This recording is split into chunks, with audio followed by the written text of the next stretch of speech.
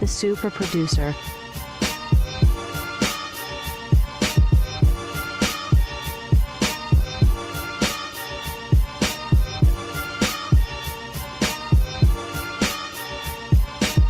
I'm that nigga on or off the baseline. The brown eyes got these bitches wanna FaceTime. She wanna ride it non-stop with no break line. I'm a busy man, girl, but I make time jumping in my inbox, sliding in my DM. Dig a nigga style and she wanna be my BM. I don't really see him unless they got my per diem. I'm out in Pasadena with mommy's badass Selena, drinking good tequila, smooth as an Aquafina. Tell by my demeanor, I'm lit up like a casino. 2 shots of white label, couple shots of the Pinot. Dark skin shorty, eyes is Filipino. Kinda chinky, how about cars like I was Shiggy? Bring the bullshit to the party like I was Biggie. Packing 50, that's the caliber and the clip size. Pull up to the trouble with a shovel and a zip tie. Boy, I get it cooking, let it bubble like a fish fry. Scope up on a rifle like the Hubble, I don't miss now. Yeah, I'm ready for all that non-play, and I want that smoke, that signal, send it my way. All I want is beef, your diet is edamame. In the habitat, snatching kids like Harambe. Henny in a Bombay, probably on a calm day. Trying to turn a couple single ladies to Beyonce. Make them all wifey, call them by my name now. One West princess, let her bust my chain down. Let me do my thing now, I be with my gang now. Let me throw my hat in the ring like I'm Kung Lao. Finishing with fire cause I'm feeling like Scorpion. I just want the power with my rain, this mighty morphing them. Homie, if you really love your kids, don't make me orphan them. You know I'm the king of shit and all you throwing a porcelain.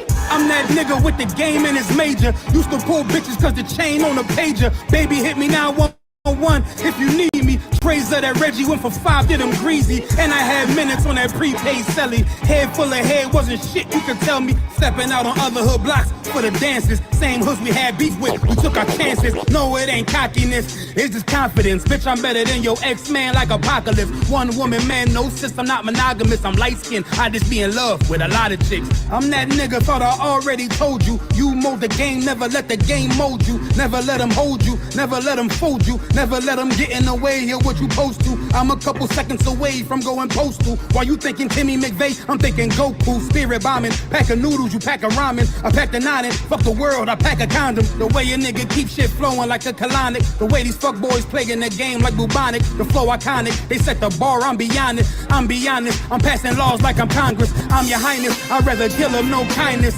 I'm that nigga so the bras stick the flyness. I'm that nigga in a roller or a Timex.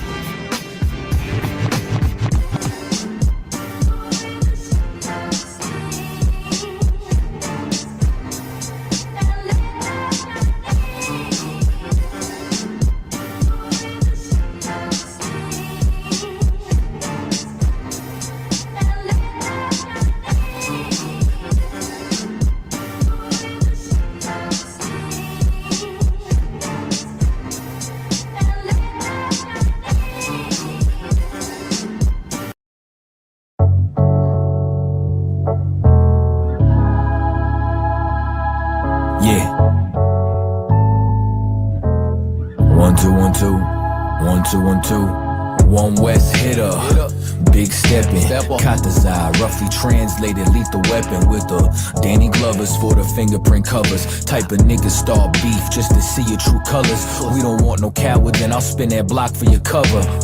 Don't break no oath and try to act like we brothers. From a nigga named Jacob and 4 different mothers. I stay ready like it's Malcolm looking out them shutters. We try and get it out the gutters till we ball like ruckers. Booted up, no Timbs, if it was it's the butters. Ain't no hoe in his blood and his heart don't flutter. I pop some Castle Hill nigga, he ain't raised no runners. I don't run with 6'9" or gunners. Lay more pipe than plumbers, just some bad motherfuckers. Too long I've been slept on, boy, smoother than Teflon. Too dope to get stepped on.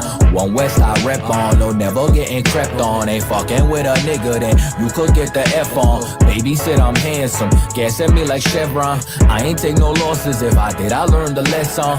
I just keep it pushing, ain't waiting for you to catch on. Motion, locomotion, without the pills or the potion. Outspoken, man, this nigga is always causing commotion. Son of Joseph, just try and build us a Goshen. From here to Boston, a nigga is fucking awesome. A blessing if you caught and put that pussy in a coffin. If it ain't UPK, you niggas ain't important. Started living life as soon as I took my portion. Type of smoke we pull up and these niggas started coughing. Choke artists, swallowing, wallowing. Xanax and a Klonopin. Sensitive ass niggas be crying over ad hominems on foe in them grave. None of these niggas brave, none of these Christians saved. All of you niggas gay. Fake ass niggas try and walk the road that we paved. Try and skip the toll roads, can't pay the price that we paid. Boots, beards, and the braids, a few stresses and grades. Living the last days, I showed them it ain't a phase. Through the furnace of affliction, through the fire unscathed. Walk through the furnace of affliction, through the fire unscathed, nigga. Look, I ain't talking about my jewels when I say I'm juice. Sucker from Alliance and hate, I just save them some room. They pick and choose, that's the difference with me and no dude. That ain't my bitch, let she say the salute. I got a rib, but every entree come with a side. You think you fucking with me, you found comfort in lies. I be weary of these niggas, they come to divide. I stand on business like politicians tucking their ties. They say it's hate when they see careers starting to die, but I'm the type to still press behind enemy lines. I ain't afraid to lift the iron like my name was Raham. Go with them if you nervous about picking a side. Let God fix it, if I do, I'm gon' end up in cuffs. I ain't letting shit slide, I'm petty as fuck. Yeah, they wanna hash it out, but the damage is done. They afraid to pick up the phone when I'm calling they bluff.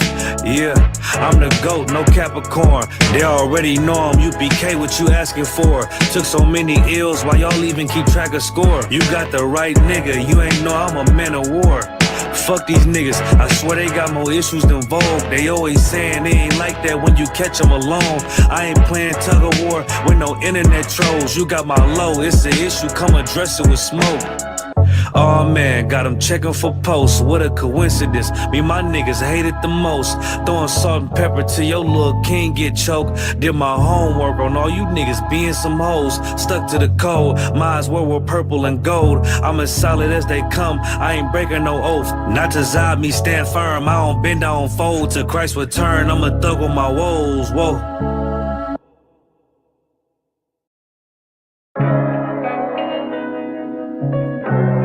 Yeah.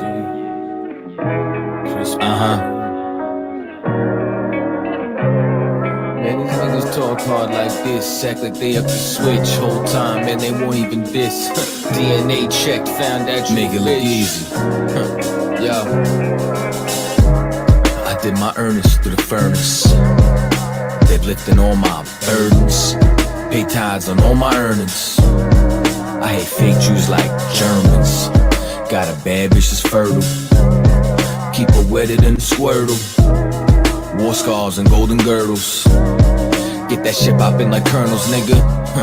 Cause I'm running with the generals. Out here in these streets, I be talking shit in general. But if the truth hurts, nigga, wear that bitch. Crib niggas out here and they mad I'm rich. I got 4 wives, nigga, better than a bitch. And they all wanna share that dick. I'ma probably get checked for that shit, but I just wear the crown and what comes with it. I go retarded, I go dumb with it. Man, this rap shit, I thought that you was done with it. Man, I just pop up and have fun with it. So who want it? If you want it, you could come get it. And if you stepping up, then you better come with it. Cause I've been about that action. God raised me a captain at the foot of the Baptist. And you know I get active, niggas know I get active. In my father's house, I'm tryna find me a mansion. Flip my pennies, don't mean expansion. My hymen kick them out if these niggas is lacking in sincerity and that true zeal and passion. Better checking in my city before I catch you slacking. Better run me that cover before I let you back. And it's the home of the truth, that's the end of the cap. And it's the end of the world, new beginning, it's happening. One West, y'all. I'm Shy Excel, man. And let me tell you something. We different over here. We big steppers. Let's go. Go getter, big stepper. Hard body, One West rapper. Put on for my king, my niggas, my niggas. Certified One West hitters, whoa. Go getter, big stepper. Hard body, One West rapper. Put on for my king, my niggas, my niggas. Certified One West hitters, whoa. Yo, what you say? No, we don't play you out your mind. Watch what you say, that type of shit could get you lined. And if you search, then let me tell you what you'll find. The city is mine. Just a mud who became the pick of the litter. Now my name ring bells when you talk heavy hitters. Nice nigga, but don't make me transform like Thriller. Sam Cooke a nigga beat like I was born by the river. Go get her, you piss her, you get off of the shitter. Can't put you in the spotlight, you niggas are with her. Keep an eye open around for any nigga that slither. Cause it ain't no sunshine here like Bill Withers, whoa. Fuck you know about this life I live. How you gon' talk to me like I ain't lose no rib? Like I ain't lose no crib, ain't lose no kid. Ain't sleep in my car and I ain't lose no gig. Shit, I never gave an order that I ain't did. And I ain't never take a fucking thing that I wouldn't give. Always kept it a bill, homie, I ain't fib. And if I had to go sick, then I just do my bid. Yo, my whole team full of steel beams we can't fold. Your whole circle full of some squares you can't roll. That's why we always take it to levels you can't go. Talk shit, but you can see me with these hands though. If looks to kill like Cyclops, these niggas wanna see me in Pine Box. No, not on my watch. Got a better chance to rewind clocks when you quit, nigga, when time stops, bitch. Go get her, big stepper, hard body, one West rapper. Put on for my king, my niggas, certified one West hitters, whoa. Go get her, big stepper, hard body, one West rapper. Put on for my king, my niggas, certified one West hitters, whoa. His flow is award-winning, torment him, bomb to death, I'm bored with him. Trash him, throw him away with the has-beens. Ice cold with the flow, I'm Alaskan. You was in the fucking jungle in the past tense. I be with the lions, they my friends, Carol Baskins. And like her, they'll never find a body. Tiger stripe tracksuit, feeling like Joe Exotic. I don't know what it is, but I know I got it. Feeling like Alonzo circle with the shotty. All you see is skull and bones, Illuminati. Probably, I be the illest nigga to do it. I just talk shit on the beat and they call it music. I just come provide you with heat, remain the coolest. You ain't never been in the street with all the shooters. I was sipping yak with rioters and looters. Gotta keep my boots laced, shoot straight, run up on you with the deuce 8 in a screw face. It's bad out here, my style effortless. 2 hands hugging a Ruger, so affectionate. Lot of suckers don't want war, I'm respecting it. Biggest stepper, snatch a plate, the hood starving. Cause they got beard shoot trades like James Harden. Straight from NY to Philly, we still mobbing. Go get her, big stepper, hard body, one West rapper. Put on for my king, my niggas, certified one West hitters, whoa. Go get her, big stepper, hard body, one West rapper. Put on for my king, my niggas, certified one West hitters, whoa. Whoa. Whoa. Whoa. Whoa.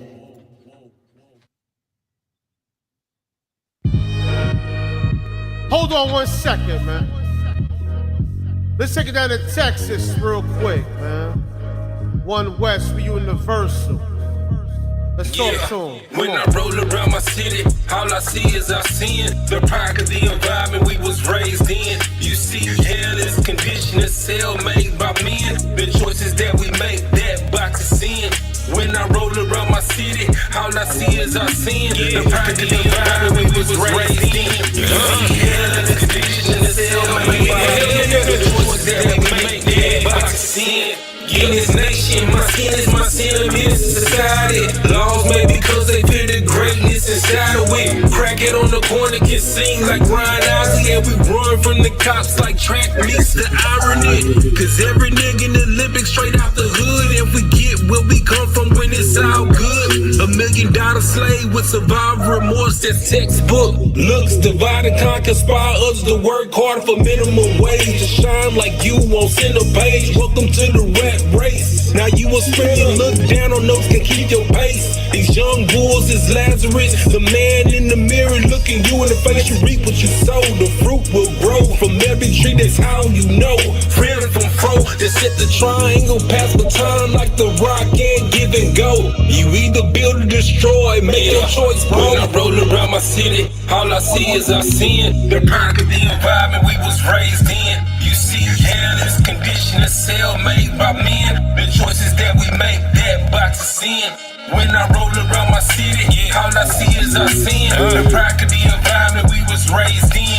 You see, hell is conditioned, a cell made by men. The choices that we make, that box is in. Yeah.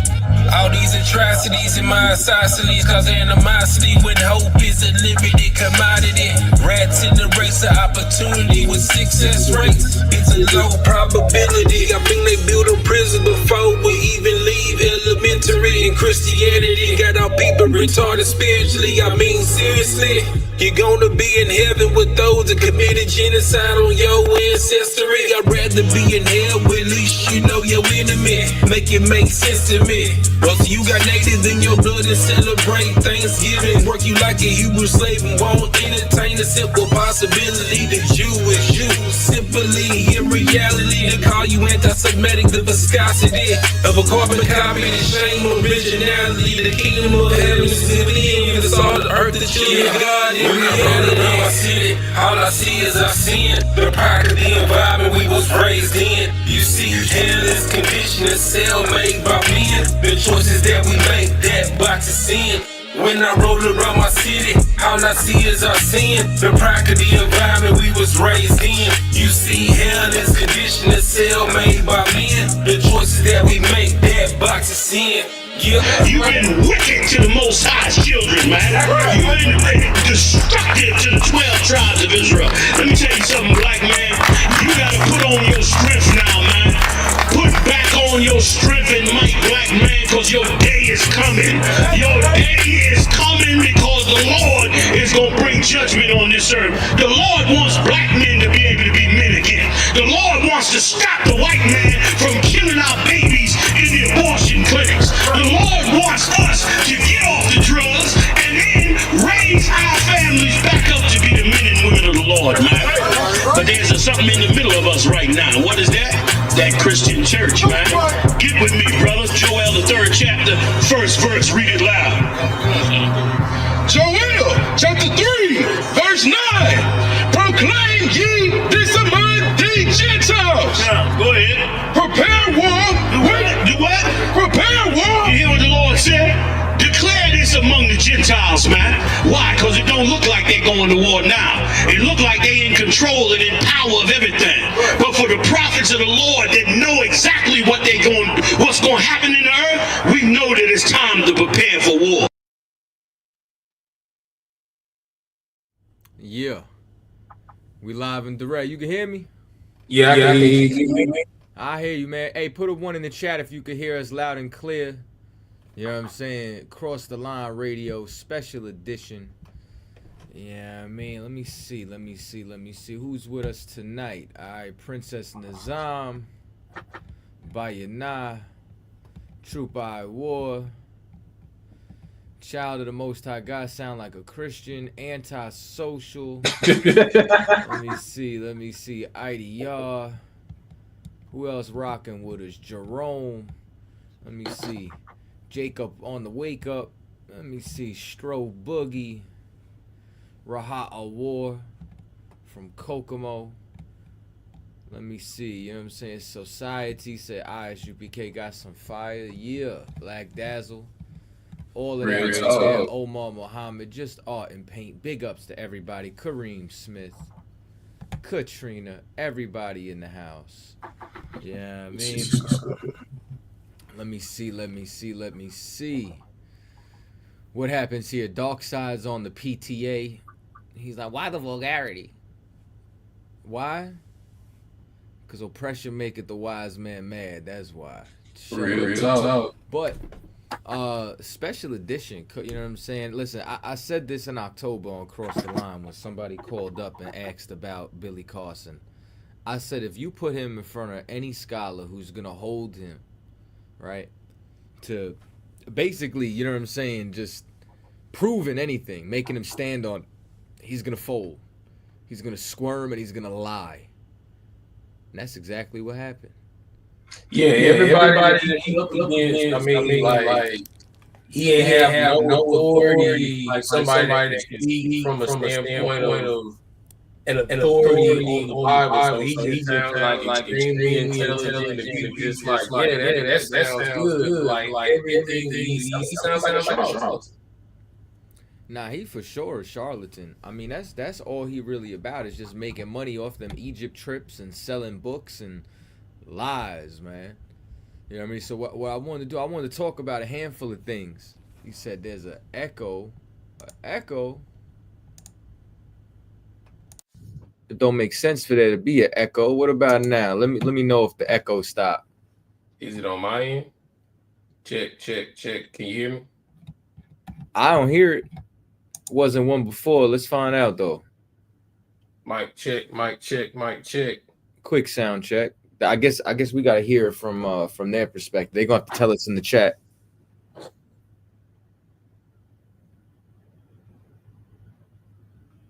Yeah, all clear. All right, cool. Yeah, that's it, y'all. It was a quick fix.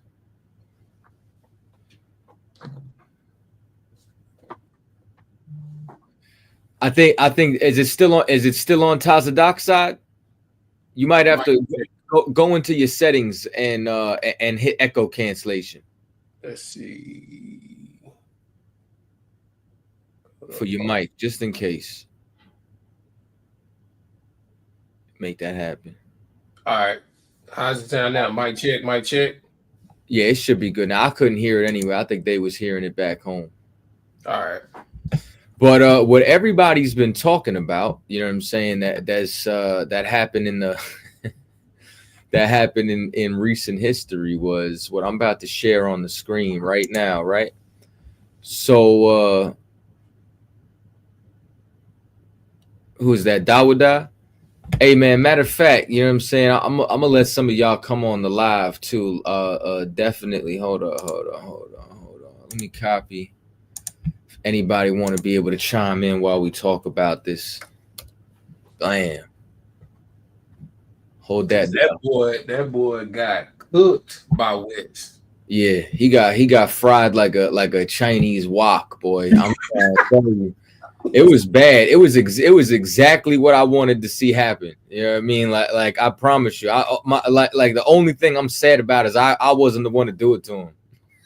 Like that boy was squirming in his seat. He got up out of there expeditiously. Yeah, it was real bad. So like, if for those of you who may or may not know, this is exactly what we talking about right here, right? And I believe this is him making excuses about it. I want to load this up. Then I want to talk. I want to play some of the highlights from here. This is the full, you know what I'm saying, unedited and unaltered battle that, just so y'all know, right? So this cat, Wes Huff, is a Christian.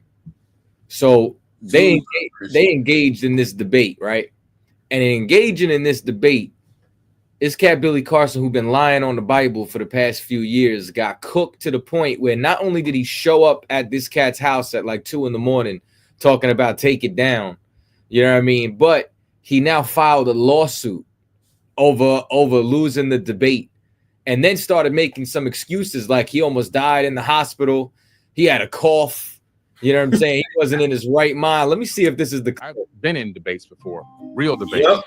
Okay, like from school, the debate club. I understand what a real debate actually is because I've actually been in actual real debates. He's had real debates. Patrick Bet-David is going to ask him a very, very direct question.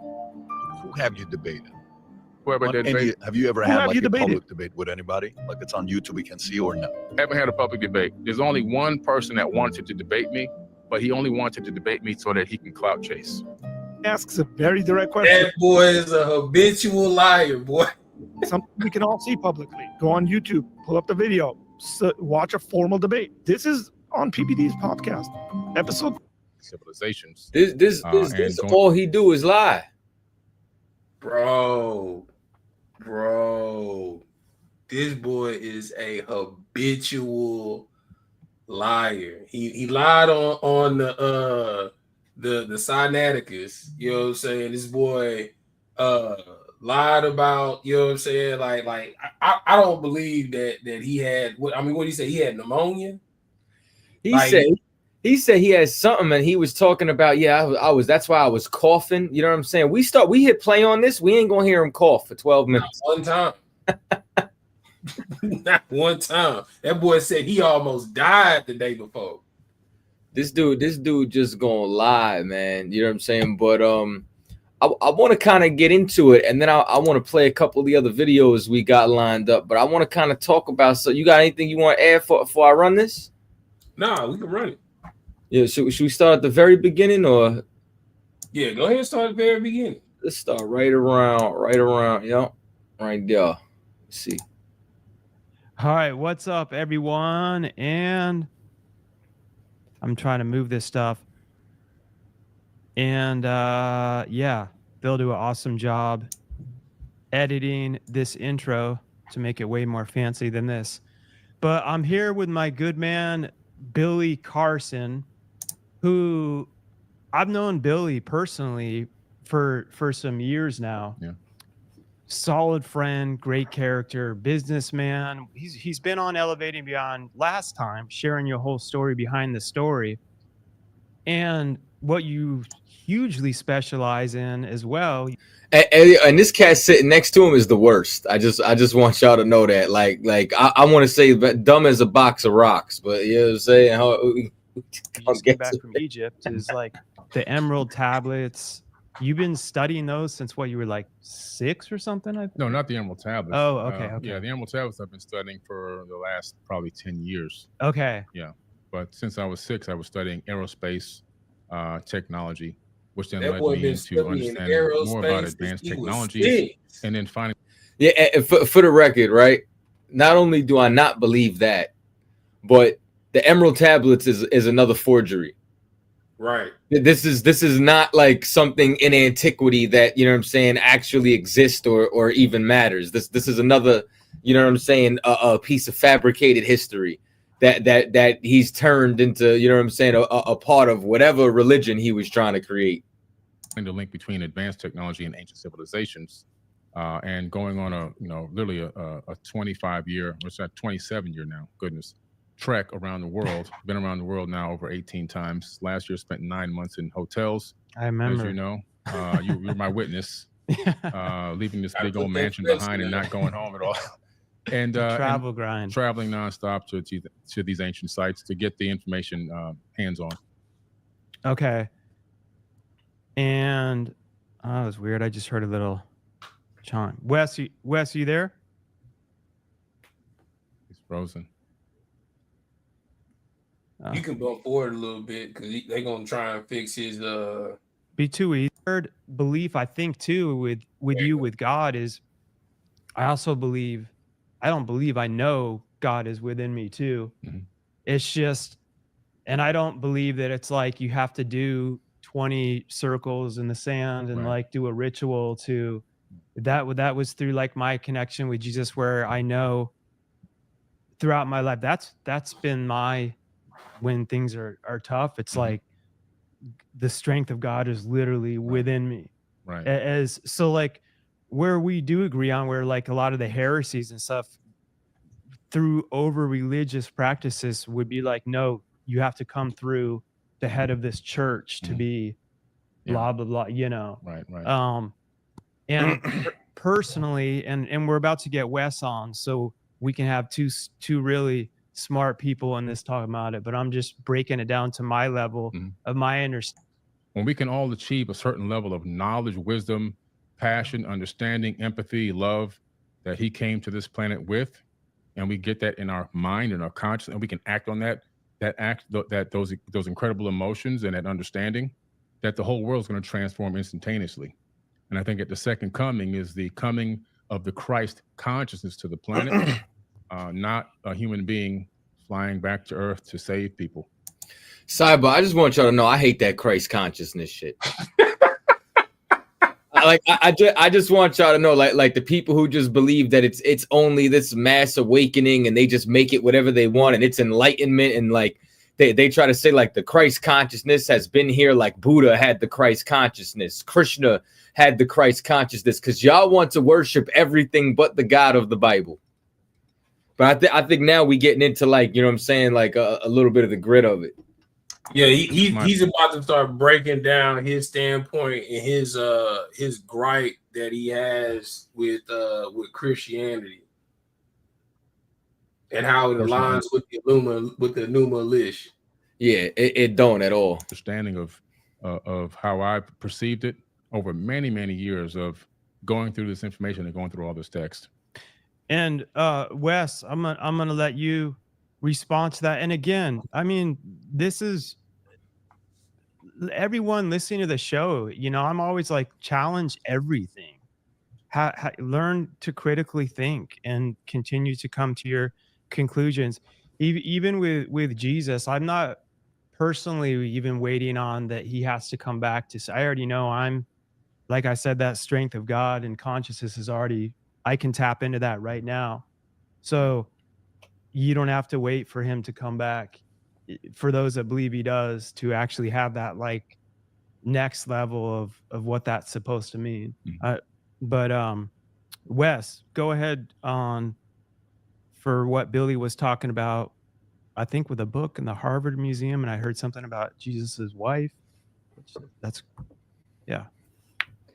Yeah, well, first let me say, I think it's really cool to not just be in the room proverbially with you, Billy, but be able to interact with you, because I wish I could be there in person. Unfortunately, Toronto, Canada is a long way away from Florida. It's a little bit of a jaunt, but I really appreciate the fact that you seem to have investigated to a certain degree some of these facts. Do you mind if I ask a clarifying question? Sure. When you say the Sinai Bible, what are you referring to specifically? It's the biblical text that was written. It made it into you can actually look it up on Amazon. It's a Bible called, I have a version at home. It's called the Sinai Bible, right, from Mount Sinai. I'm assuming that's the mountain that they're referencing there. But they put together their own version of the biblical text prior to the King James Version being put out. Sure. So when you refer to the Sinai Bible, would you be referring to Codex Sinaiticus? Like the codex that comes? Okay. That's why I was trying to get some clarification, because so you can actually go and see Codex Sinaiticus is at the British Library. So you can go and see it. It's on display. And the British Library has actually digitized the entire manuscript. So I work with manuscripts in my linguistic work. I'm an expert on early Christian scribal culture, and particularly in Greek and Coptic manuscripts. I actually have a facsimile. So I have a photocopy that was done by the British Library of Codex Sinaiticus that I work with in my office. Yo, when he pulled that off the shelf, I want you to know something. Listen, all press is the devil. Don't get it twisted. But when this Edomite pulled that joint off the shelf, I was like, this is going to be good. Yo, he was just sitting there poised with a maniacal smirk on his face, like, just let me get him. Just let me get him. Like, he's about to, like, if I had a sword right now, he's about to hit.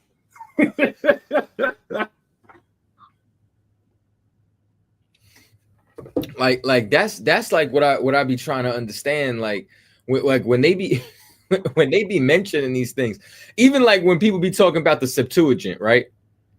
And I'm like, you know, like this is just a Greek translation that doesn't go back, you know what I'm saying, like before the 3rd century AD. Like what you're calling the Septuagint is not the Septuagint of antiquity. It's just a Greek manuscript. And they have a Sinaiticus, a Vaticanus, and an Alexandrinus of it. So like, right. What are we talking about? And what I think he actually has, because I went on a deep like Amazon search. I was like, because he didn't quote, if he knew what the Codex Sinaiticus was, he would have said that. But he said Sinai Bible. I think he bought this this offshoot that's called the Sinai and Comparative New Testament from 1881. See, but here's what's crazy, right? I want to try to find the same video Captain Zaryak shared it the other day, right? Because, you know, let's watch this and then I'll bring it up, right? So like just to show the difference, because what he's bringing up, he gonna lie and try to shift. And This is not the first time he said Sinai Bible. Office. So I have it here. And the only reason I asked for clarification is because I want to make sure that what I'm addressing is actually what you mean, Gotcha. And not addressing something else. Because the Codex Sinaiticus in particular is just a Greek, it's a 4th century Greek manuscript. Mm-hmm. It comes from approximately between 325 and 350 AD. And its text of the Gospels reads almost identical to the modern Greek text that we develop translations from. So my curiosity is just simply in kind of exploring when you say that it denies the crucifixion or that the crucifixion isn't there. I mean, I can go on right now, Codex Sinaiticus, and I can look up the end of, say Matthew 27, where it has Jesus being crucified. And that's in Codex Sinaiticus, or, the John 19, or any of the other ones. So I think my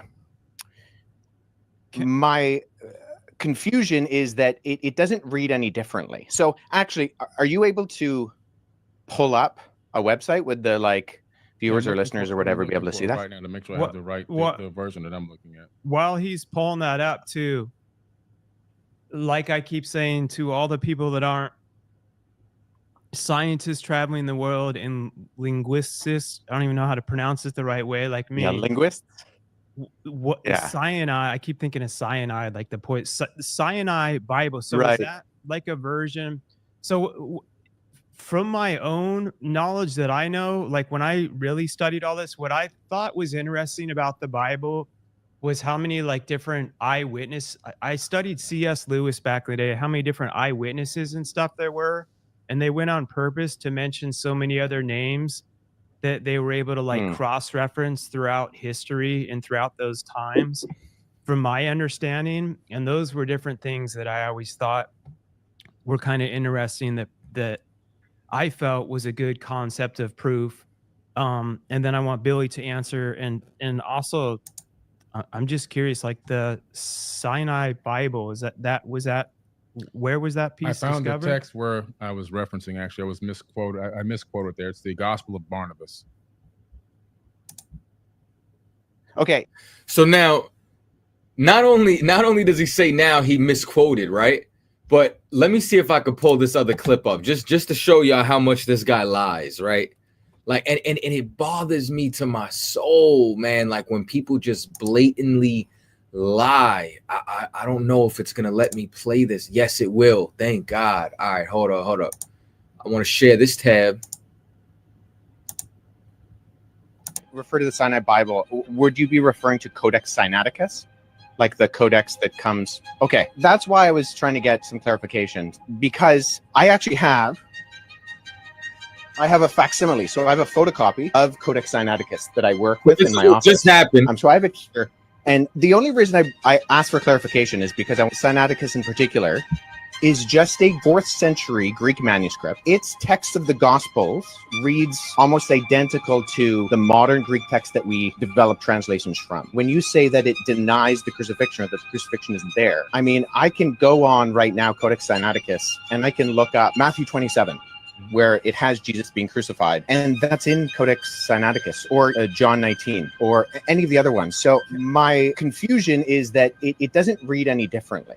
Where was that piece I found discovered? the text where I was referencing. Actually, I was misquoted. I misquoted there. It's the Gospel of Barnabas.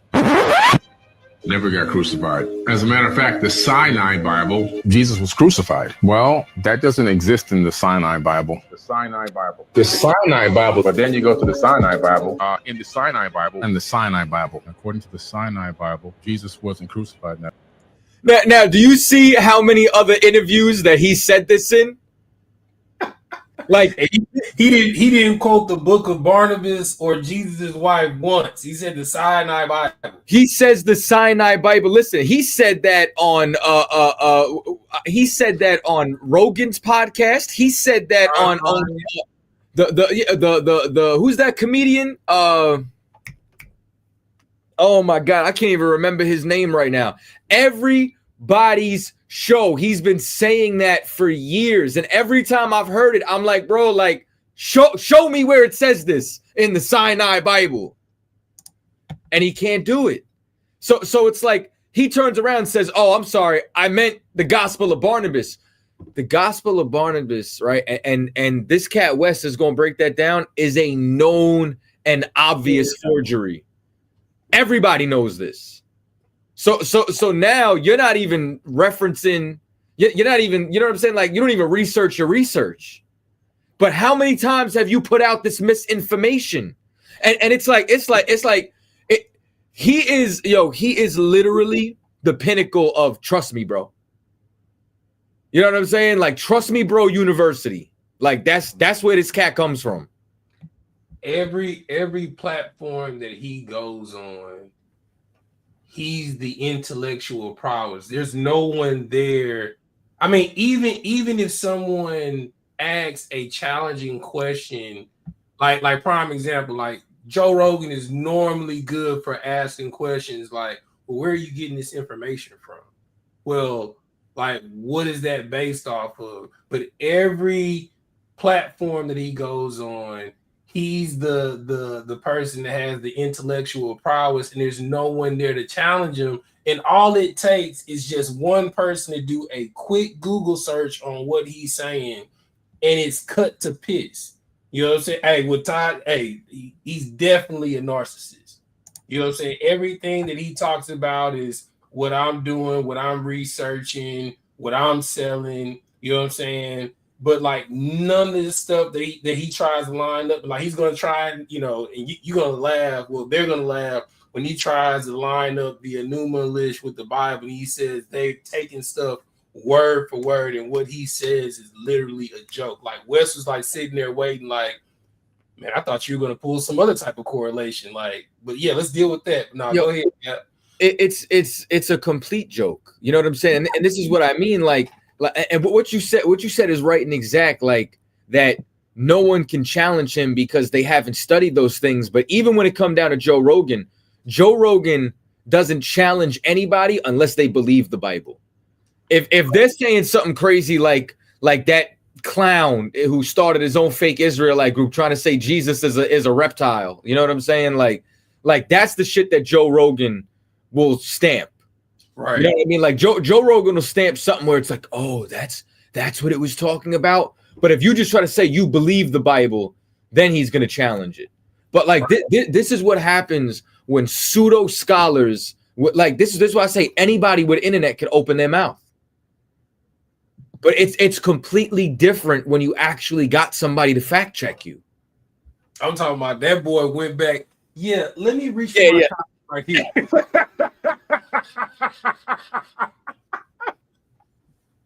Crazy. But let me hit that. I'm gonna hit the next one, because now you about to see he about to get cooked again on what he said. So now he just got caught in a lie. So now he's moving to the Gospel of Barnabas, a known forgery.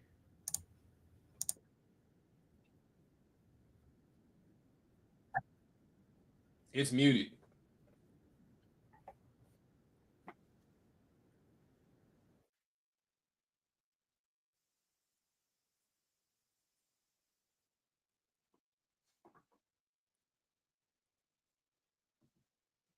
Hey, Cap, the audio is muted.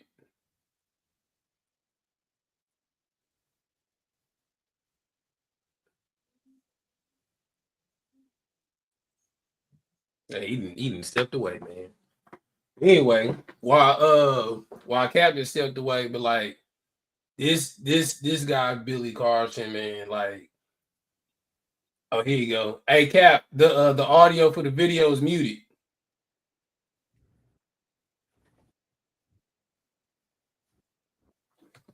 Hold on.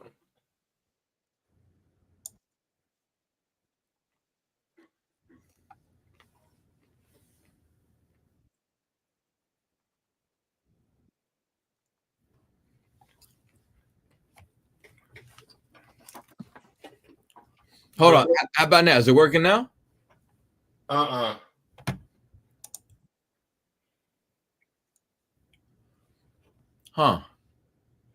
Let me see some.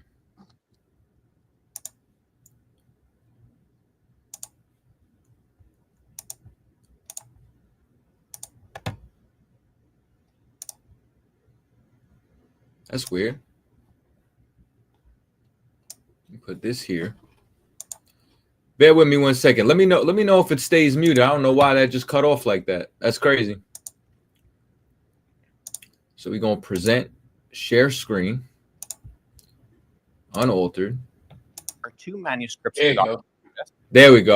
The Gospel of Barnabas is a really interesting document because it is a known forgery. And so that's why I think it's important to get to these sources. So at the very start of the Gospel of Barnabas, which we only have 2 copies of, one is in Italian and one is in Spanish, we see right off the bat that the Gospel of Barnabas, not to be confused with either the Epistle of Barnabas or the Acts of Barnabas, which are 2 apocryphal documents from the 2nd century, but the Gospel of Barnabas in particular, we know it's a forgery because it does things like in chapter 92, it says that Jesus spent 40 days on Mount Sinai, and then he came to the Jordan River and he walked to Jerusalem. But Mount Sinai is more than a week's journey away from Jerusalem, and neither Mount Sinai nor Jerusalem are close to the Jordan River. So never mind there not being a route from the Jordan River to like around Mount Sinai or going to Jerusalem. But there are internal problems with the Gospel of Barnabas, which indicate that it shows no actual indication of evidence of coming from or even having knowledge of first century Jewish understanding. It actually says Jesus is the Christ, but not the Messiah, which indicates that whoever the author is, he didn't know that those were the same words. And I think a bigger problem is that the Gospel of Barnabas actually paraphrases Dante's Inferno, which was written in 1314. Yo, now I didn't know that fact. That one blew my mind. I'm like, bro, Dante's Inferno. You know what I'm saying? Like, we talking Thomas Aquinas era. like, what are we talking about? So there's a lot of internal evidences that disqualify the Gospel of Barnabas. Never mind the fact that we don't have any evidence of it prior to the 14th century, and none in any other language other than Middle Age Italian Italian and Spanish. But the internal content of the Gospel of Barnabas disqualifies it from being ancient. And then the fact that it's doing things like paraphrasing Dante, or it also refers to a rule of the time of Jubilee, which was changed in the Middle Ages from what it was in the biblical year of Jubilee. And it goes with the Middle Ages concept. Bro, look at his face. So I think what I'm getting at is, so I'm a historian and I deal with sources. So when I'm looking at sources, I want to make sure that I have a methodology by which I approach any type of source. So if there is something that denies the crucifixion, I want to make sure that I'm analyzing it and that the methodology by which I analyze it actually reveals that the content can be accurately tied to the event.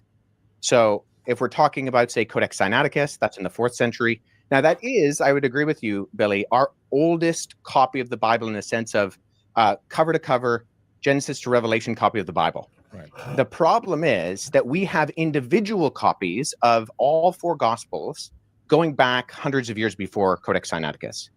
So I have a facsimile behind me of P66. This is every time he reaches back, I'm like, yo, why is he doing it like this? Oh my God, bro. Look at Billy's face, man. Look, yo, I promise you, I wish I could have done it. Like I wish you could screenshot Billy's face. He is like the poster boy for "And the Spirit Left Him." Bro, right now, like you see his face right now. He like, how am I gonna lie and get out of this one? like, all he thinking about is the next lie. You can see it right here. Right here is the demon. Oh my God, bro. I'm gonna keep going. This is crazy. Yo, every time he reaches back is crazy. He gonna reach back like 3 more times. Is a late 2nd century copy of the Gospel of John.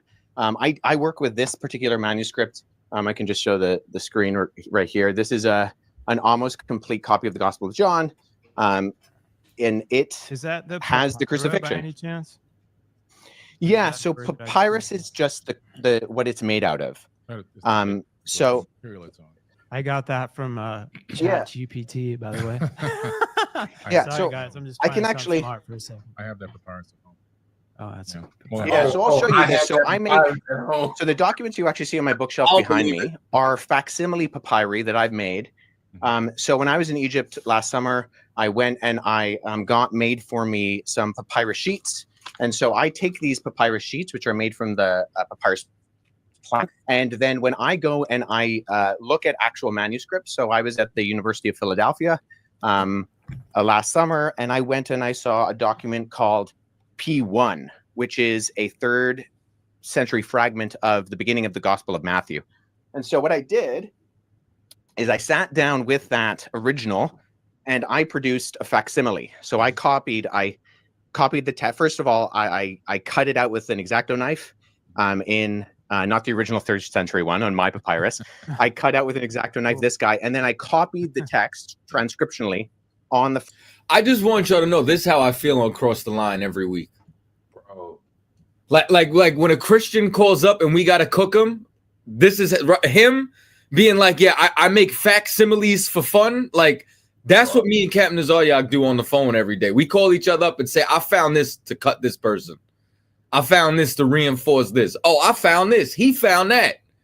This is like Next level. Yo. Like, this dude made his own papyrus and then made a perfect copy facsimile.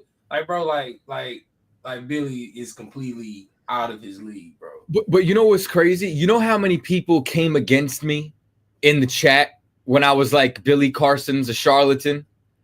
Yo, I need to hold on. I'm gonna see if I can airdrop this video and play it at the end of this, because shout out to Officer Yatazar. He found a video from October when I said if he ever goes up against anybody, you know what I'm saying, fact checking him, he's gonna lie, squirm, get destroyed. And everybody was like, no, Billy Carson's deep. Billy Carson's deep. Y'all need to stop getting high and watching TikTok shorts and thinking people know shit. Bro, this is wow. It's bad. Let's keep going though. Front and the back. So papyrus is just simply, it's what it's made out of. Yeah. And so there's categorizing systems, and the standard one is called the Gregory Alland categorizing system.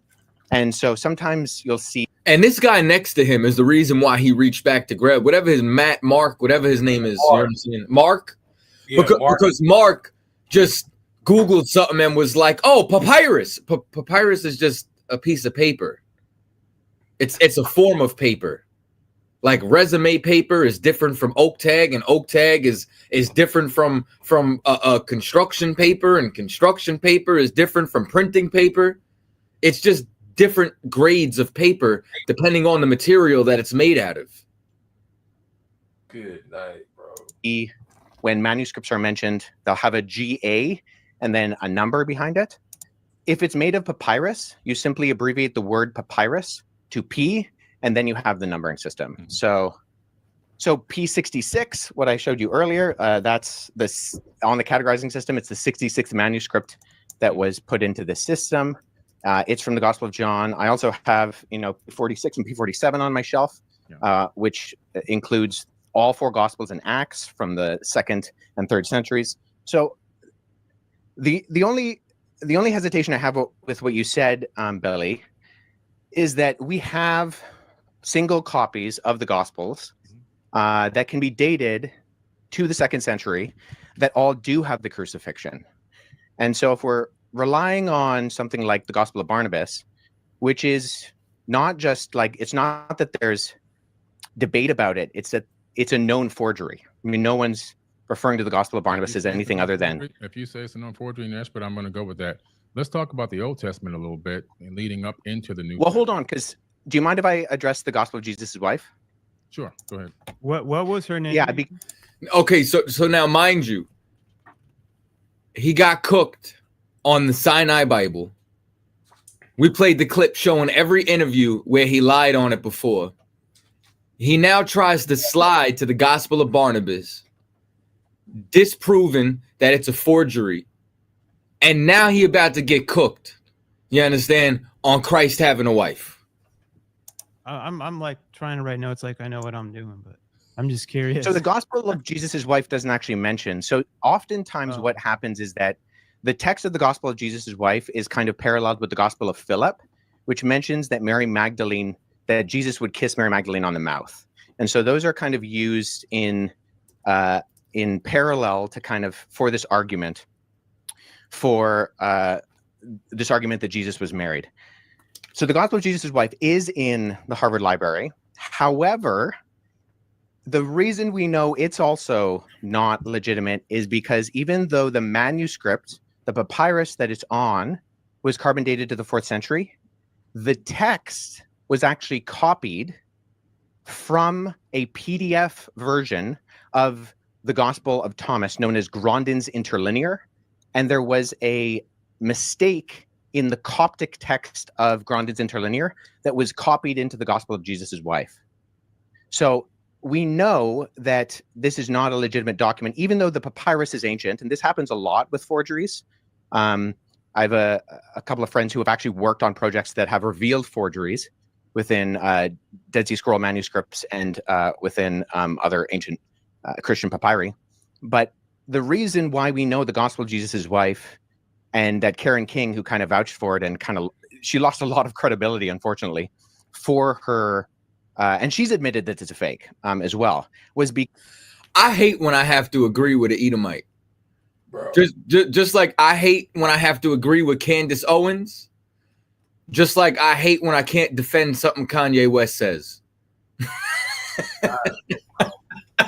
Because we can tie it directly to not copying from an ancient text, but actually copying from an online version of the Gospel of Thomas in a PDF form. And the mistake on that PDF form was copied into the text that was borrowed in the phraseology of Jesus' wife. So I just point that out is, once again, with our sourcing, I think we need to make sure that we're going towards not just early sources, but actually credible sources. And unfortunately, neither the Gospel of Barnabas nor the Gospel of Jesus' wife are credible sources in terms of actually, and agreed upon by not just the vast majority of scholarship, but I don't know anybody in the field of papyrology, paleography, historiography, who actually refers to these documents as being legitimate. That's fair enough. I can respect that. So let's go into the Old Testament a little bit. Predominantly, from my research, I discovered that a lot of information from the Enuma Elish and the 7 tablets of creation is a lot of the... Now, this is something I want y'all to know, right? This is textbook, I'm getting cooked. Somebody gets cooked, right? Like if you're in a debate, right? And if what he says he really believed in any, you know what I'm saying, way, shape, or form, he would defend it. He can't defend it. He knows he's been debunked. So he's trying to go to his comfort zone. Now remember, he said he's been studying the Numa Elish for decades. He's only been studying the Emerald Tablets for 8 years. Right. You know what I'm saying? So the Numa Elish, you know, he's done as he puts, you know, countless amounts of what's it called? I got to echo.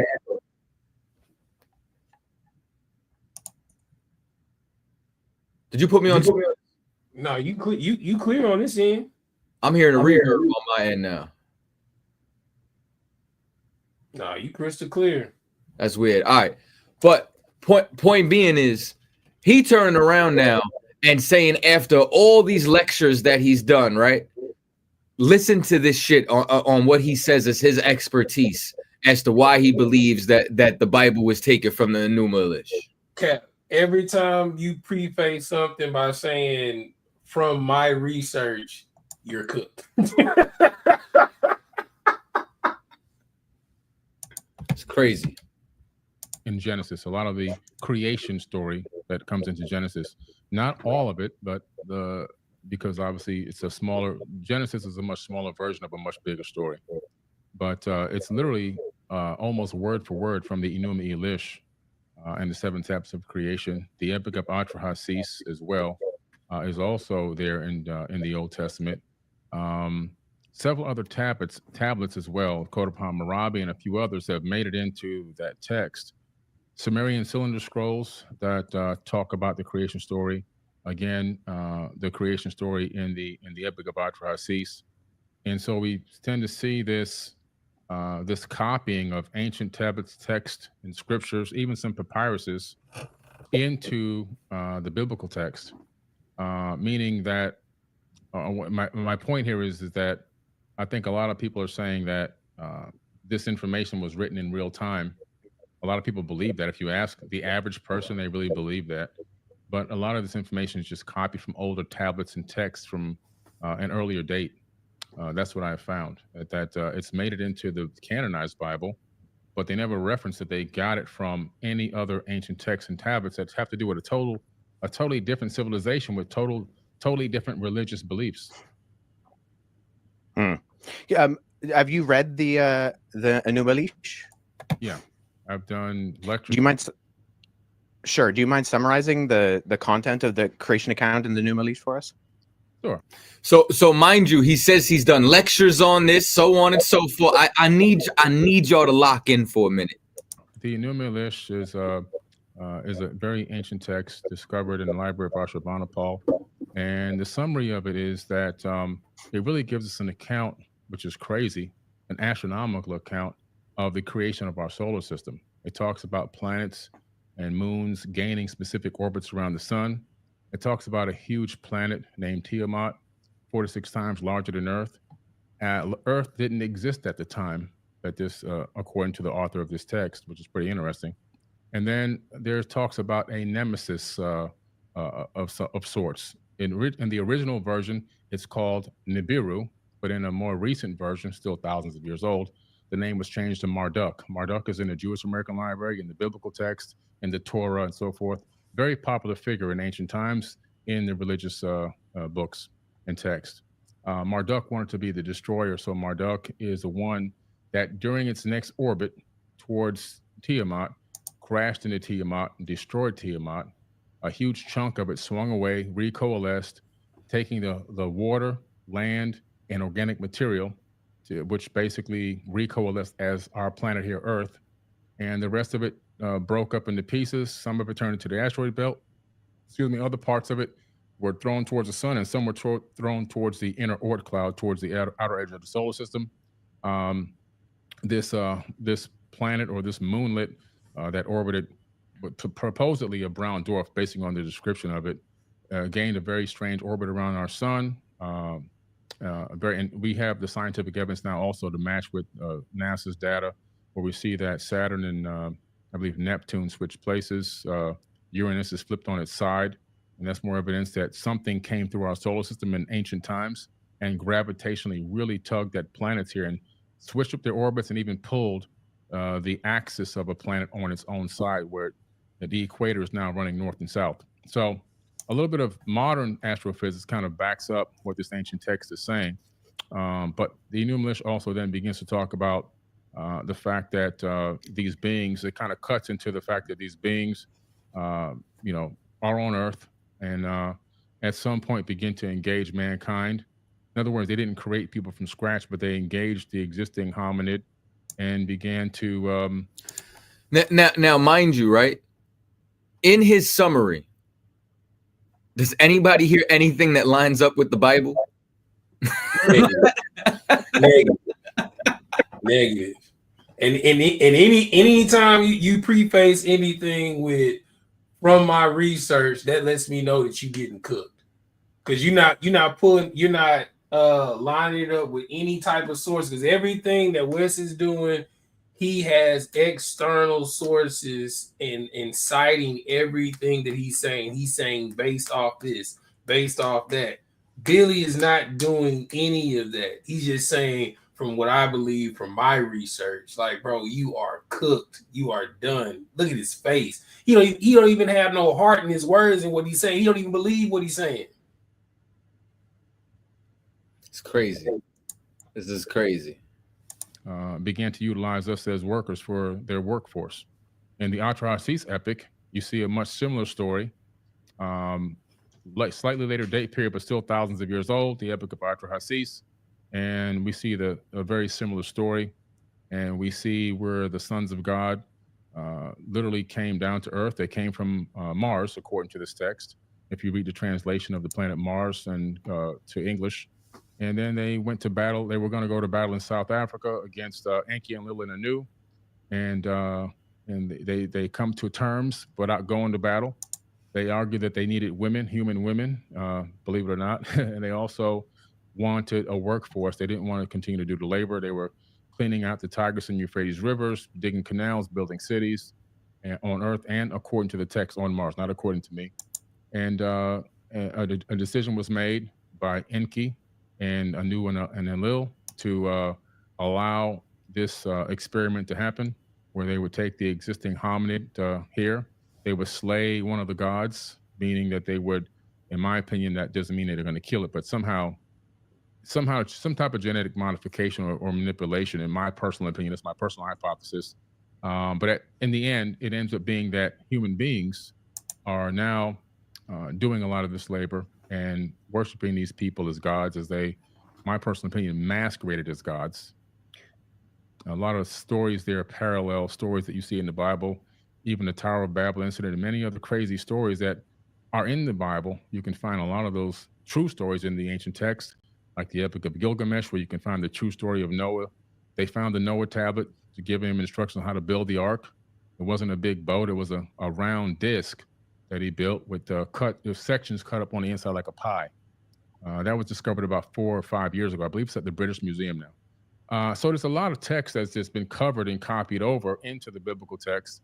And I think that, in my personal opinion, a lot of people are just became a cargo cult, worshiping people that were masquerading as gods. I do believe in God, by the way. Let me make this clear. I believe in God. I believe there's I believe in that there's a creator of the universe. I believe that the mathematics, the quantum physics, all proves that. The fact that we're here, I believe this universe is imbued with a divine energy and a divine spark that lives inside of all of us. I just don't believe that the God of the Bible is truly the creator of the universe. I don't think that God needs money. I don't think that God needs. Sure. Do you mind if I just jump in here for a second? Because I think we've kind of gone on from the original question. I appreciate that. I do have a few issues with your summary, although I think I have read the Akkadian version. My Akkadian's not great, but I sat down with a Syriologist friend and we walked through it a couple of years. Like, I've read the Akkadian version. Is insane. Yo. Yeah, my Akkadian's a little rusty. Yeah, my Akkadian. I haven't used it in everyday conversation in a while. Oh my! Hey, at the end of this video, he's not gonna be Billy Carson. He's gonna be Billy Wesson, because he's Wes's son right now. Yo, good night. He didn't even let the conversation end. He was just like, exit stage left. Hold on. We gotta finish this. This is crazy. My Akkadian, and what I didn't know, I spoke to somebody who was fluent in it. Bro, crazy. Years ago. So I think that there are components of what you said that I would say are in there. I'm not sure it's the best summary. Nonetheless, okay, going with what you said that there were like verbatim parallels with the biblical creation story. Even just going off of what you said, which I think there are components of that I would agree with, the Battle of the Gods, the concept of Enki and the younger gods, and they fight Tiamat, and then Marduk, who swears he'll defeat Tiamat, and Kwenku, who kills Tiamat by shooting her with an arrow, and there's this big battle, and then the gods that die end up being the earth and the sky and even us, because we are the end result of that battle. I'm just curious, when you say that there are not just parallels, but there's actual copying, looking at Genesis chapter 1 and 2, where the creation story is summarized in the Bible, what are the actual kind of parallels there that you're looking to? Because as someone who's read both, I not only do I not find parallels, I actually, and this is the majority of ancient Near Eastern scholarship with me, think that Genesis chapter 1 is actually an apologetic against documents like the Enuma Elish. So what are the parallels there? Separated the waters from the waters, for example. That's in the Enuma Elish, and that's also in the biblical text. Wait. Out of all his studies, all his lectures, everything that he said, he's like, yo, tell me, what did the Bible take from the Enuma Elish? Separation of the waters from the waters. Bro, look, and you can see it in West's face. West is like, I mean, I thought you were gonna make some serious correlations here, but okay, waters from the waters. This is like what blows my mind, right? And if anybody could pay attention, separating waters from waters, or considering the sky and what's beyond the firmament as waters, is ancient Near Eastern culture. It's a common thought. You know what I'm saying? It's like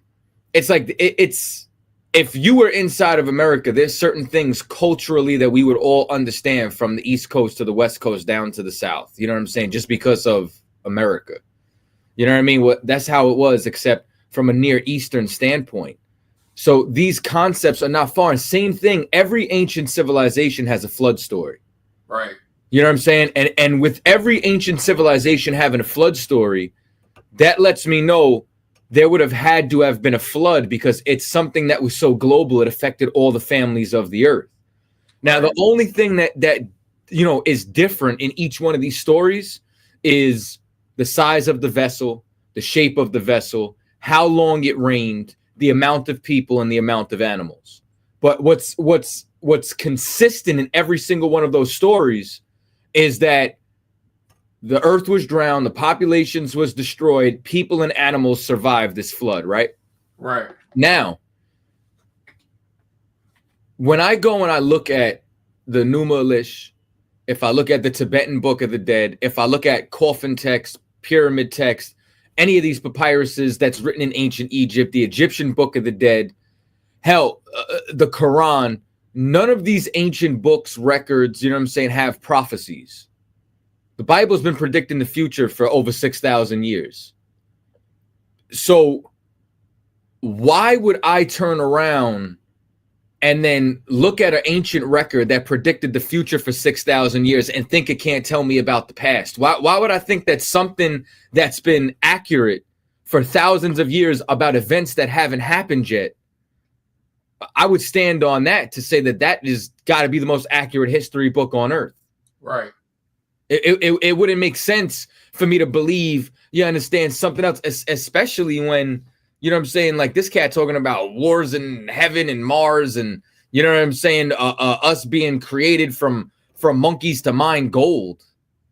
And then to add on to what you're saying, Cap, like not only is it historically accurate, but name another book that has prophecies in it that are coming true today. Like it's not even deniable at this point. Yeah, and even people who stand on the Quran doesn't have any prophecies that they didn't take from the Bible. Right. There's no prophecies that don't line up with what they've read in Ezekiel. Right. You know what I'm saying? So you don't have anything that has predicted the future to this accuracy, and it's the most accurate history book on the planet. And it's accurate over minute things. Like something as small as that you know how Joseph was sold into servitude? Right. The price of what a servant would be during the time period that they rate when Joseph would have been sold is the same amount that was the going rate for servants at that time. Like right. It's accurate down to actions. You know what I'm saying? So it don't even make sense. The waters from the waters. The waters from the waters. That's your ace in the hole? Yo, that's crazy work, bro. Oh my God. Let's hit play on this. Okay. That I would agree is a parallel. The only reason I highlight that is that if you're making this the argument, because if you brought it up, and I mean this with all due respect, the there are superficial parallels. I would agree. You know, the separation of the water, the concept of the earth being formless and void. That's also in the Enuma Elish. However, I think all the other details, you know, it's the details that make the difference. And if we're looking at not the superficial crossovers, but the actual themes and concepts of what it's saying, you don't have a creation within 7 days. You don't. I'm not going to take the Enuma Elish and put it into the biblical text. There's certain words that they utilize that let me know that they copied it from that text. Like, for example, so what words? Separating the water from the waters, the void, the earth being void.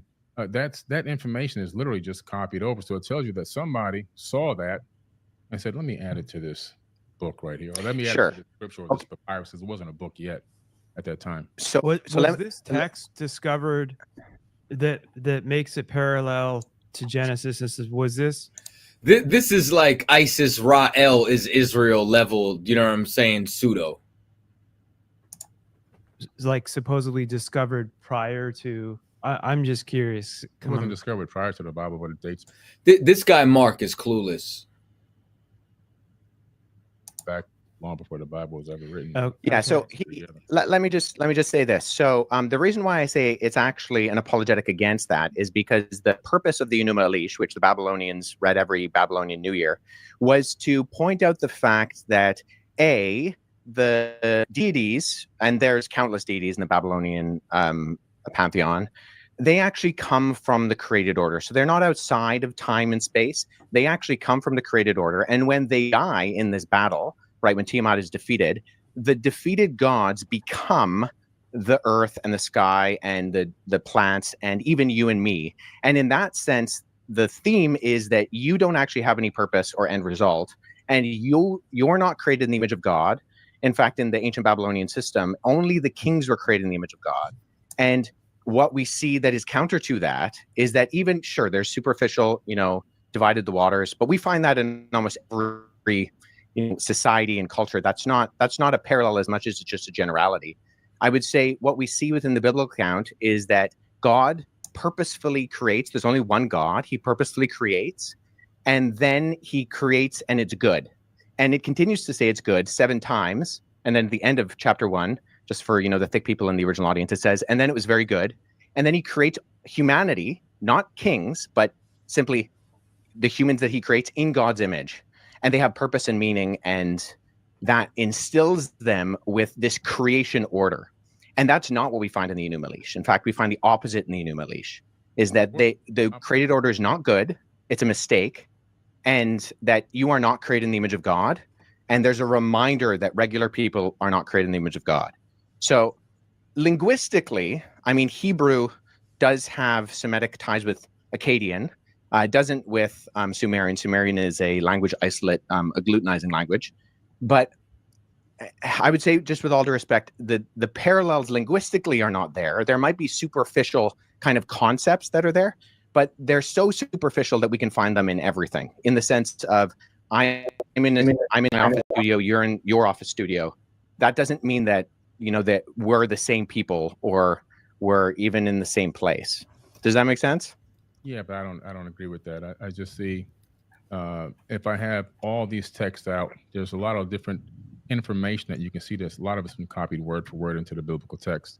Yo, I hate having to agree with a devil.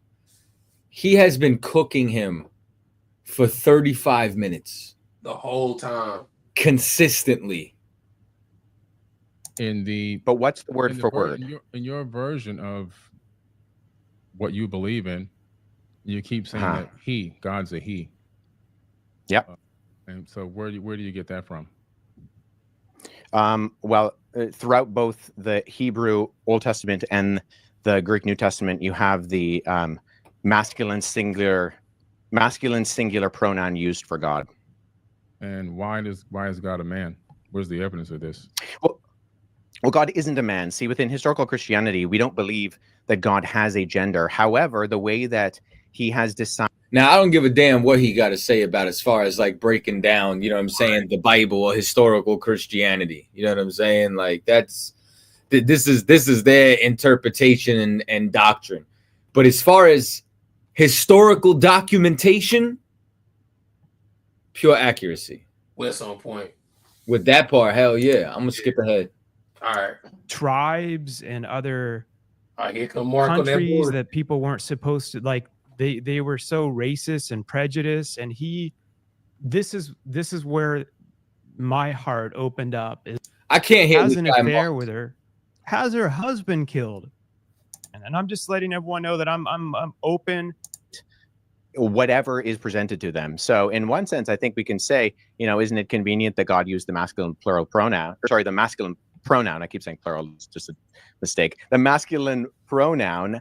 And we can say, oh, sure, that's convenient, maybe, but it is how he has revealed himself to us. And it's not his fault if we abuse that. I mean, we could say, so I grew up in the Middle East. My parents worked in Amman, Jordan. And when I was living in the Middle East, there was a country called the Democratic Republic of Iraq. Now, just because democracy exists and people are going to name things democratic when they obviously aren't, doesn't mean we then judge democracy. I mean, think of the Democratic Republic of North Korea, right? Nobody thinks that that's an actual representation of democracy. So people are always going to abuse terms and ideas and concepts. The difference is, though, I think historically within Judeo-Christianity, you have this ethic that we were talking about before that I think is fundamentally different than... I just want to get to the Dogon tribe. Yo, do you know the minute marker? Here we go. Mark's still talking. Let me see some. Learn languages like Greek and Coptic and Hebrew and Aramaic and dig into these things. And I think ultimately, I really appreciate what you said there, Mark, with your articulation of your personal relationship. In Mali, Africa, they experienced. There you go. Boom. There you go. There you go. There we go. People have based on what do you of the evidence. So when we're looking at something like the Sinai Bible, when we're looking at something like the Gospel of Barnabas, when we're looking at something like the Gospel of Jesus' wife, these are things that actually have provenance that we can verify. And ultimately, I think the answers to the questions of the legitimacy or the illegitimacy of those things point to not just a different conclusion, but actually the opposite conclusion, and that Christianity is true. Well, now I'm glad you said that. So those three topics are a very small piece of my concept and idea of what really happened in the ancient past. Now this is why I got to call bullshit, right? Because one, he brings them up in every interview. Every interview he brings them up, and he just got cooked. You know what I'm saying? On every single lie that he just told. And the illest part was that what's his bread and butter, which is the Numa Elish and Sumeria, he once again gets cooked on it. And then everything that you're saying as far as, oh yeah, this is where it was taken from, separate the waters from the waters. And then the other points that he made, he didn't even make them independently. The Edomite gave them to him. And he just regurgitated them. Because this cat is absolutely pseudo.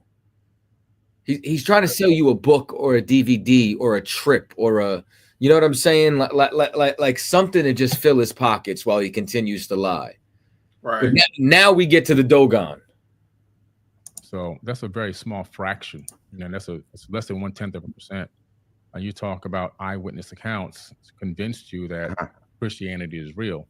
There's been eyewitness accounts of every culture that I've visited around this entire planet, and their eyewitness accounts of what they experienced is 100,000% opposite of what's in the Bible. People have based on what do you mean? Can you give me an example?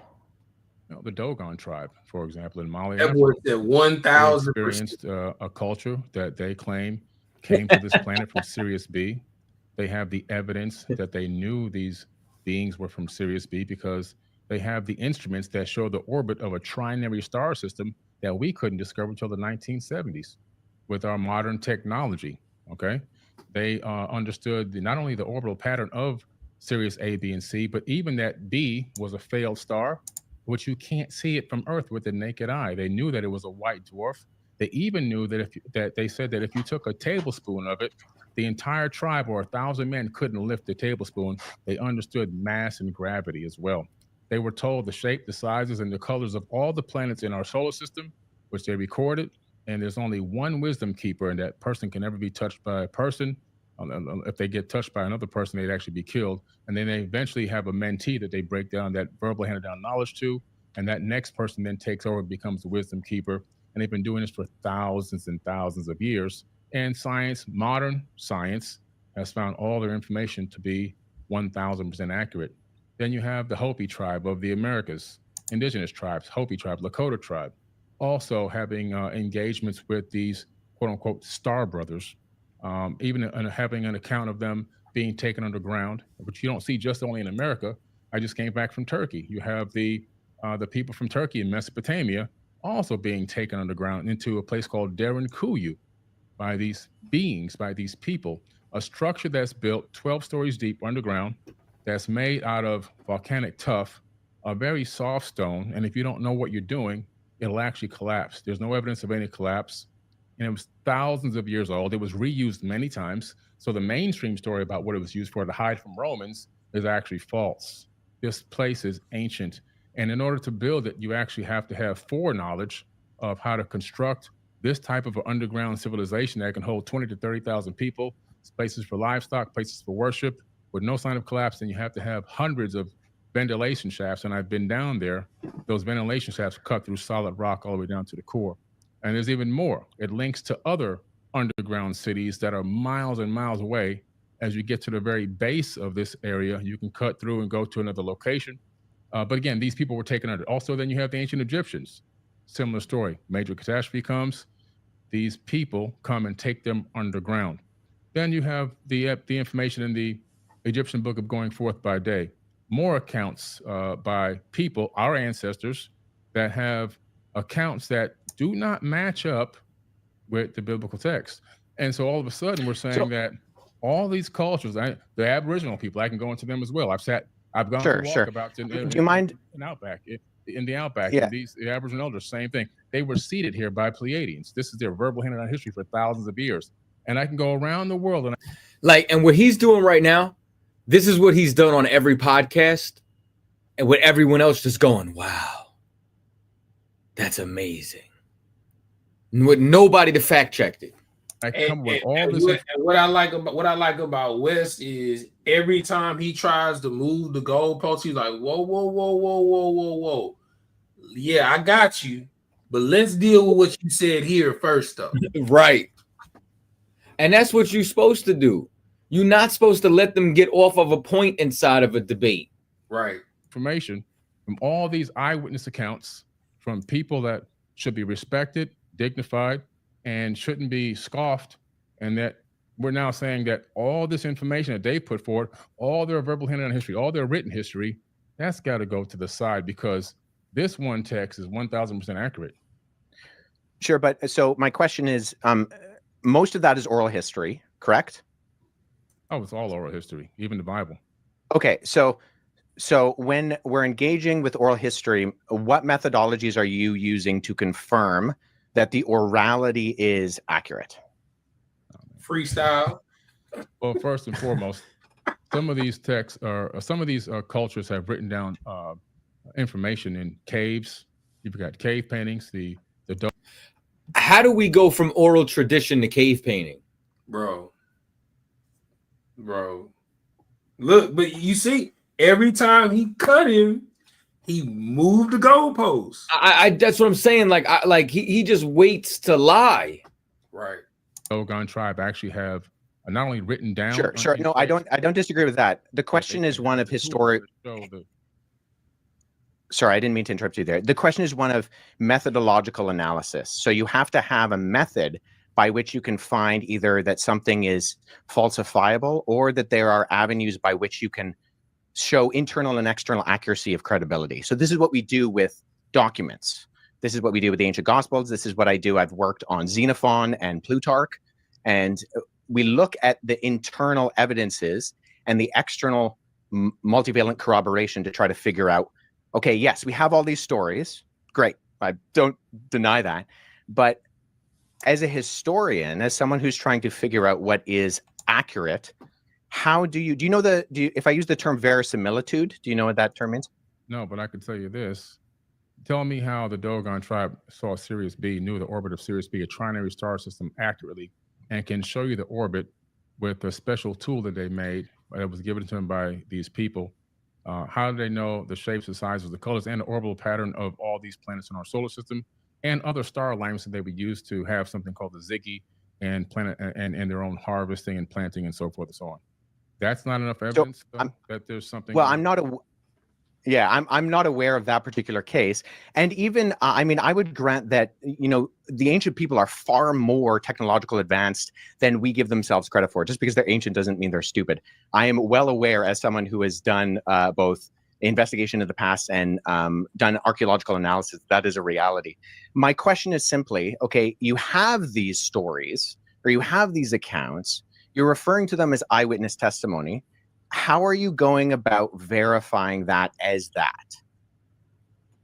Well, if the people had eyewitness testimony about Jesus, they then just wrote down their eyewitness testimony on a piece of paper or parchment paper. Or Now I just here's something else too, right? This is 1 hour and 2 minutes in. Have any of you heard Billy cough one time? Yo, yeah. Anybody? Because after this debate, he said he almost died the other day, and he was coughing through the whole interview because of his lungs nearly collapsing. So anybody hear him cough? I hear a whole bunch of backpedaling, but I don't hear no cough. Billy is a psychopath and a habitual liar, bro. A habitual liar. Or papyrus. So these people, right?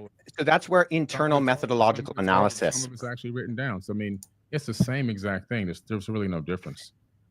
Well, no. So you do internal investigations to figure out when something was dated. So something like so when I use that term verisimilitude before, that's something we as historians are looking for. It's a term that simply means the appearance or likelihood of truthfulness. So when you do historical analysis, it's an inference to the best explanation. So you have proof and you have data, and you're extrapolating that data on levels of probability. So some things can be confirmed as high probabilistically true, and other things are lower in their probability that they happened. But there are different methodologies, different ways that you explore historically how that happens. Well, so for the Gospels, we look at with the Dogon tribe. Scientists went there to visit the tribe, and they still have no answers because they used their modern science. They took the best scholars to visit these people, and they're still scratching their heads. Something happened there. Sure. And I'm not even denying that necessarily, but the question is, okay, we need different levels of evidence and exploration, not just scientifically, but historically, to derive something as eyewitness testimony. Now we have mountains of that, and I'm more than willing to go into some of that with the Gospels as early eyewitness testimony that can be verified externally and internally. But nonetheless, the only reason I ask, Billy, is because I've listened to a fair amount of your content, and I'm unaware of the methods that you use to try to discern between what is an accurate source historiographically and an inaccurate source historiographically. He don't even know what historiography does that make sense? I use getting in an airplane and traveling to these places, doing my own research, talking with indigenous cultures, and researching as much of the text that is available that I can possibly find. Okay, so I don't dispute that, and I do believe you have done that.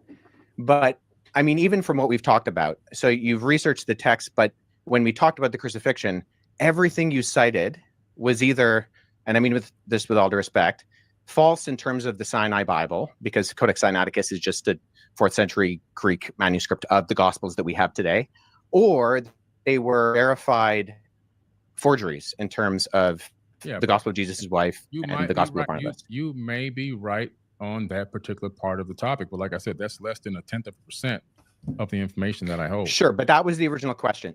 So yeah. So that's what I'm saying. I'm saying, okay, well, so I'm going off of what we've already talked about. So you said you explored the text. I don't deny that. But the evidence, by going off of what you have put forward in terms of the actual documentary evidence, is not just less than convincing in my respect, and I mean this with respect, because I think you have done a lot of research. You've traveled to these places. I have too. Like, this is what I do as my career. But I'm not really getting indication, because in history, we go to the primary sources in their primary languages. And when Mark asked, okay, why do you deny the crucifixion? The sources you used were not primary. Okay, we're still talking about the same thing over and over again. There's so much more we can talk about here. We're wasting a lot of time. There's so much more. That's this. Now we wasting time. You done called me out on all my bullshit. You done debunked lie after lie. That we're wasting time here. No, your career is getting destroyed because you're a fraud. But these are all points that you brought up. Like, you talking about we're wasting time.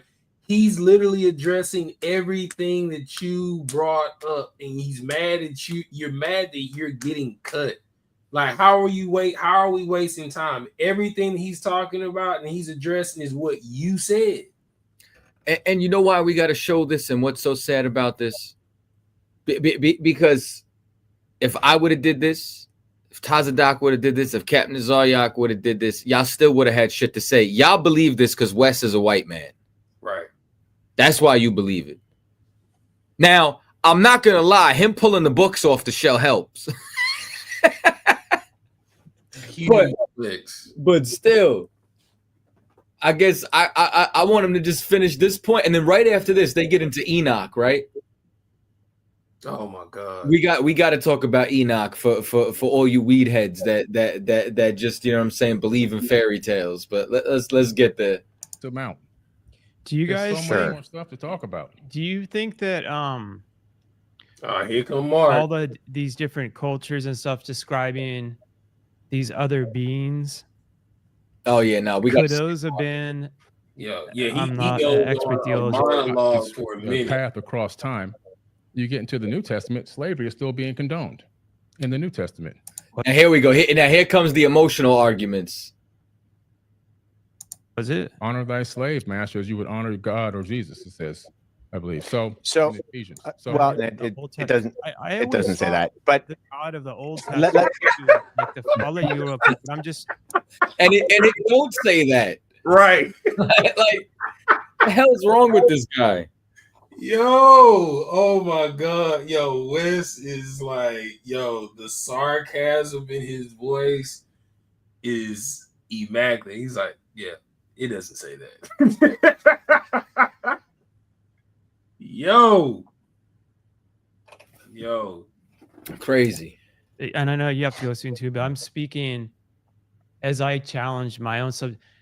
It was always 6'5", but there's so many aspects. That stuff is what. And what is the context of what Ephesians is saying? So I think this is very important, because we don't take text in isolation. So within Scripture, and this is why all the abolition movements throughout history have only been Judeo-Christian movements. There's never been an abolition movement that wasn't Christian. And actually, there's the recent work by historian Tom Holland, not the Spider-Man actor, different Tom Holland, but his recent Dominion highlights this fact very well. This is not a Christian, but in it, he shows that going right back into the antiquity with the Cappadocian Fathers was the first abolition movement, and then into the British and the American abolition movements. These were fundamentally Christian movements, and we contextually read it within the framework of how it's being written. So there's a historical approach where we look at the context. Okay, Paul is writing to a church in Ephesus. What's going on in Ephesus, and how is what he's saying in that city in what is modern day Turkey? How does that pertain to that particular time? And which part is the Enoch part? You know the minute marker? It's right after this. Right after. Let me see some. The Bible, how they enslaved and tortured people in the biblical text. So in that case, even in the book of Deuteronomy, which is one of the most brutal books out there, hold on, everything is given okay to rape women, kill children. If one person talks against your Lord, go to that town and kill the whole town, burn. Here's the emotional argument. Like I said, turns people into salt. The killing in the Bible is not being done by Satan. That's why I say I don't care. But I don't believe in demons and all this other kind of stuff. Moses goes to the top. He talks to God. He gets his tablet. The first commandments are, "Thou shalt not kill." He comes down. As soon as he sees the people making a golden calf, he kills most of them. It's just like, come on. It's just ridiculous. And I've learned with some of these stories how it correlated with kill your first son, related to then what happened with Jesus. But I'm still like, in my head, they're like, that's so beautiful. He was willing to sacrifice his son as God would. And I'm like, I don't believe that's so mean that God, I don't believe it's beautiful. like, You have to Jesus understand. changed my whole story. No, when I'm in heaven, and I can't who the hell is Mark?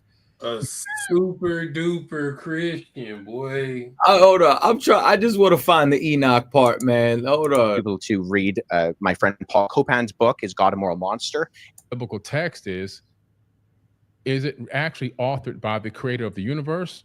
Be the marriage counselor, and it might be she's just like, I'm a Muslim. Wait, did he leave already? And I'm gonna drop the mic on that. This is when his screen starts messing with up. some of that. Starts messing up. Oh, that boy is looking Going for the to exit. author a text. Oh no, and it's right going here. to He starts allow talking human about it. beings He to goes misinterpret it and take it pull in copy his of the name book of Enoch. and begin to slave people, torture people, and enslave people worldwide, to claim that you're chosen ones, to set up a state of chosen people, and then to even claim that you have chosen land, and to torture and kill even more people, women and children, in modern times, still going on to this very day. To me, that doesn't seem like a very intelligent being, especially a being that knows the beginning and the end. So if you know the beginning and the end, you have a certain level of foreknowledge. You have advanced knowledge that goes beyond. You know what's the ending before the end even occurs. So you set up everything for success. Why? Because a genius solves problems before they happen. And I'm going to drop the mic on that. He sees this cat West. He sees his connections glitching, and he running for the exit. With some of that too, I think came back on. Yeah. There's old. He ain't got no goddamn meeting.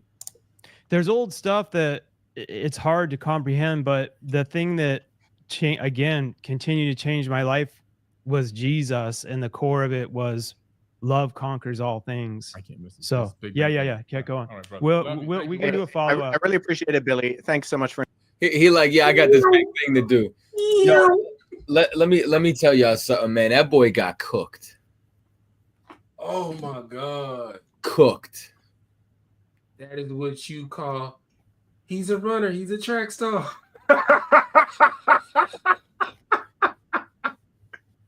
That boy called Ghost. What's incredible is he got whooped so bad, he's trying to sue now. There's currently a lawsuit, you know what I'm saying, because of this conversation, because he got exposed. Aside from the fact that he showed up at old buddy's house and got caught on the ring cam, you know what I'm saying? Like 2:30 in the morning. Yeah, it's not like he showed up in the afternoon. 2:30 in the morning, intimidation tactic, you know what I'm saying? Trying to make sure that this interview would never see the light of day. That boy is through. Like, and now once again, this is what I mean by, like, you have to force people to prove what they're saying. And I'm going to tell you something. That's one thing that I loved about the ISUPK is any question I ever asked got answered. Right. You know what I'm saying? Like anything historically, anything that was said, it was like, yeah, here, check this out. Look here. Go to this verse. Right. You know what I mean? Like, listen, you could talk to Captain Zaryak. One of the first times I kicked it with him, you know what I'm saying? Way back, you know what I'm saying? When I first came into truth, we rode to Philly. And after we drove to Philly, like, you know what I'm saying? Like, now it was like a 2-hour drive. I asked him questions for 2 hours there and then another 2 hours back. It was 4 hours of questions. And he would say something and I'd be like, nah, where's the verse? You know what I'm saying? I made him go to every single verse, and he did. Right. Like when Wes asked him, like, for the correlations between the Enuma Elish and the Bible, I'm thinking he's gonna do like a parallel comparative study between Utnapishtim and Noah. Like, and I'm just like, all you had was separate the waters from the waters, bro. Like, oh my god, bro. This is bad. And that's what I'm saying. You didn't bring up the flood story. You didn't bring up anything else. Like you had nothing to actually stand on. And then here's the problem. And then you got like idiots like that one cat that's in this chat who's talking about yeah, no, Billy washed this guy. Doing what? He didn't rebut anything. You know what I'm saying? He made excuses saying, oh, that's only 10%. Then why do you say it on every podcast? That's your script. He even conceded on the first 2 points about the forgeries. This is what I'm saying. Like, and that's the problem. Like when you deal with people who just say, trust me, and don't prove nothing that they say. You know what I mean? It's like, I don't even know if confirmation bias would be the word for it. Like, you know what I'm saying? That they just find something and then do absolutely no research on it. Right. Which kind of blows my mind. But I think there's been somebody who's been trying to get on. I'm going to add him to the stage. Josh, you had a question or a comment, or you wanted to chime in on the topic? Bro, you like read my mind. I was about to put in the back chat like, hey, any chance you taking guests tonight? But I just been hanging out. Nah, everything you guys said, right on board. He made claims that it's like identical word for word with the Bible, and then he summarizes it, and then the only thing he can pinpoint is, oh well, look, it said waters over the waters. So it's kind of like when you make a claim that somebody copied, it's like you turn in an essay in college and your professor's like, you plagiarized this like word for word, and then they can't show you where the word for word is. It's kind of like, well, where is it plagiarized? Right. So nah, just you guys are spot on. This guy Wes came ready. The whole, oh, I was sick, making excuses, and now trying to file a lawsuit for defamation. It's just childish. And you know, I'm glad that the truth is being brought out on some of this stuff.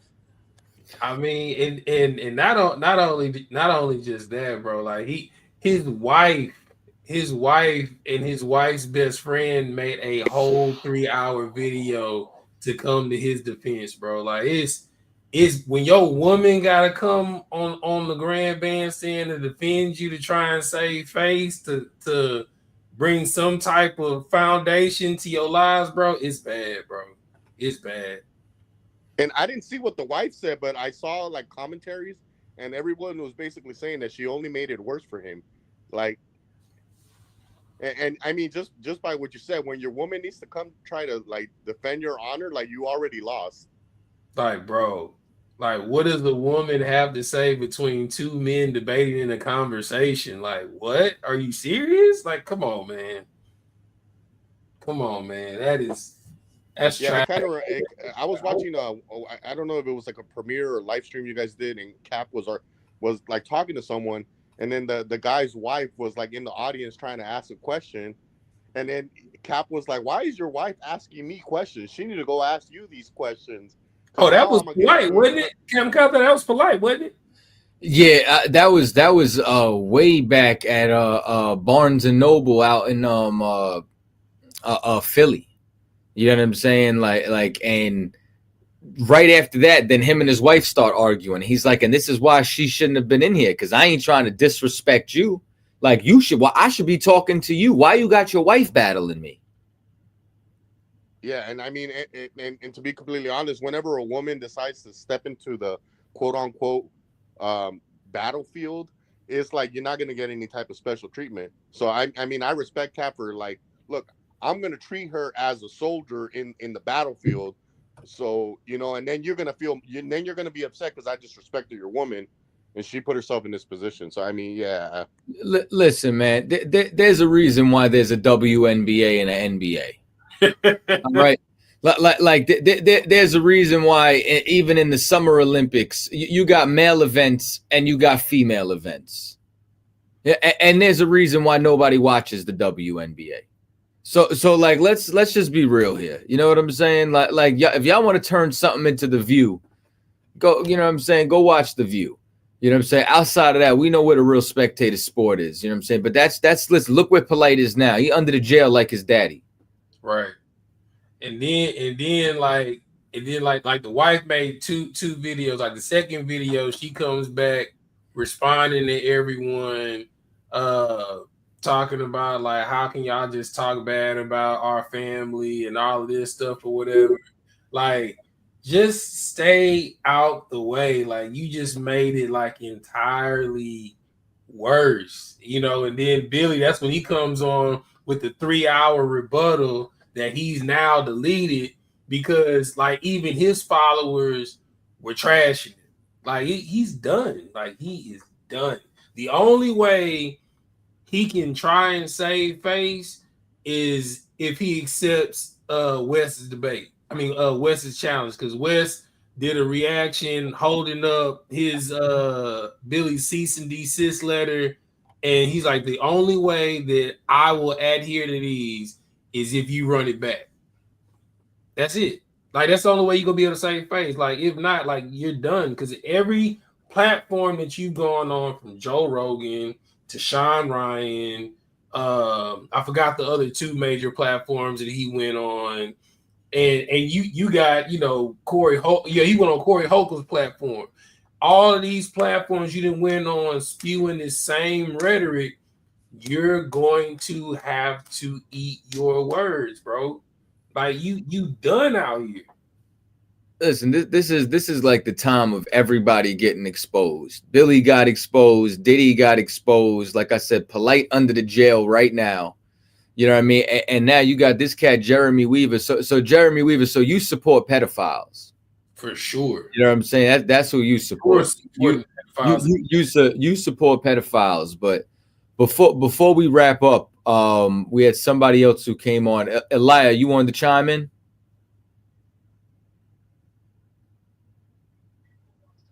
I'll say my peace out. Y'all, God bless. Stay up, and I'll see y'all next time. All right, no sweat. Peace, Josh. All right, shalom, Josh. Elia, you wanted to chime in?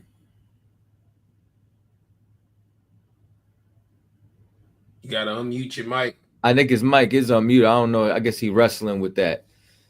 You know what I'm saying? But yeah, he said, wait, he said Polite in jail for another reason, not because of the knowledge via history. Yeah, Polite was trying to buy Tubi.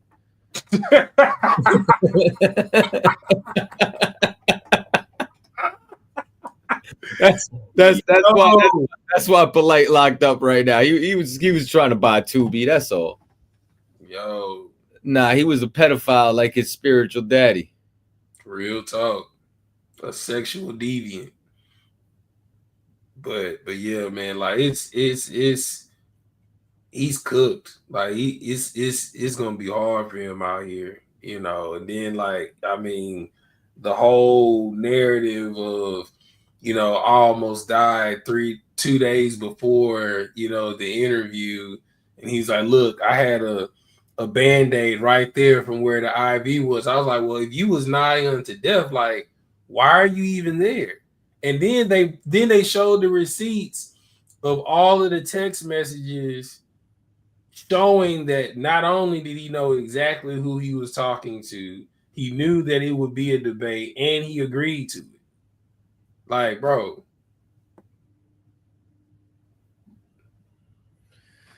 Yeah, it's crazy. This cat said, why you got to put down the prophets? So your prophets touch children.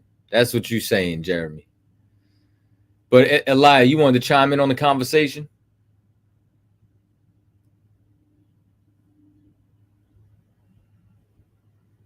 Yeah, I guess he's still jammed up. Right on. Yeah, we don't play with that. You know what I'm saying? People who play with children. That's the problem. And then this other cat over here talking about, you know what I'm saying? He's not a debater. In the conversation, he said he debated people. Right. You know what I'm saying? Like that's the problem. So you mean to tell me people who just put out false information without being challenged? That's crazy. Like he literally said word for word in his rebuttal that he's debated many times. But there's no, and then like the footage that you pulled up, the guy that was doing a reaction, him saying that he's like, well, where's the footage of these debates? Like this is what you call meme scholarship, TikTok scholarship, like, you know, and they started pulling his receipts, you know, talking about, you know, he went to Harvard, he went to MIT, he took free online courses. Like he didn't enroll in these schools. I can go online right now and take a free course at Harvard. I don't have to apply to Harvard. It's just free. Like anybody can. And they're just taking these credentials as what it is and not fact checking his credentials. Like he's done. It's a wrap. It's a done data. Listen, man, and as it was supposed to be, and this is, like I said, this is exactly why I badmouth this cat every time that I heard him, and it's almost why I'm kind of glad that TikTok is about to go down, because it's like as good as TikTok is, it's as bad as TikTok is, because there's too many people who smoke weed. And listen, I seen something on TikTok where they was like, is a giant dragon waking up, and they showed a Google Earth image. And they found like these ley lines, like, you know what I'm saying, like under the water. Right. And it was like, this is a dragon. This is, you know what I'm saying? Like, bro, what are you talking about? But listen, man, I'm once again, everybody should have to prove what they say. You know what I mean? There's no reason why this cat got absolutely smoked. You know what I'm saying? Elijah, there is no censorship. Can you speak? Yeah, you can ask like 4 or 5 times for you to speak. Yeah, I'm about to say we tried to bring you on. You on stage right now. Can you speak?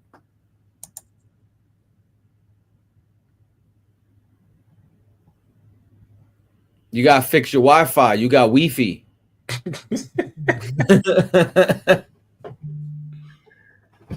But if that's it, man, I ain't got nothing else on it, man. Just like, you know what I'm saying, this is just the year of everybody getting exposed. Right. Everything that's been done in darkness is being brought to the light for sure. I mean, we got Diddy being exposed, we got Billy Carson being exposed, like and like what's your boy Epstein? Epstein was exposing people before that. Like, it's just the fall of Babylon, and I'm front row seat with popcorn, and I'm enjoying it. Listen, we're gonna see how it goes, and if anybody wants to, you know what I'm saying, challenge or speak up on any topic, pull up Thursday 10 p.m. You can send us an email if you want to establish a you know what I'm saying, actual formal debate, to crossthelineradio@gmail.com. Cross the Line is live every single Thursday 10 p.m. Eastern Standard Time. Phone lines will be wide open. You know what I'm saying? Anybody could call up and get the issue. Straight up and down. You got anything else, Tazadak? No, I'm good, man. You know, I appreciate the opportunity to do this live with you, man. Like this was dope. We got to do more videos like this, like breaking down the BS is being pushed out there that's got our people tripped up over these stumbling blocks for sure. Nah, for sure. You know what I mean? But I guess in the meantime, man, you know what I'm saying, I'll let you know when we run another one. You're gonna have to let me know what lamp you got, because your room looks so bright, look like the sun out. It's midnight right now. That's like a good ass lamp you got. I ain't gonna hold you. I got you, sir. I'm gonna send you the video. All right, man. I'm gonna get with you. The water for coming on. You know what I'm saying? Tune in to Cross the Line. You know what I'm saying? Every Thursday, 10 p.m. Eastern Standard Time, and I'm gonna holla at y'all. Shalom. Hey, shalom.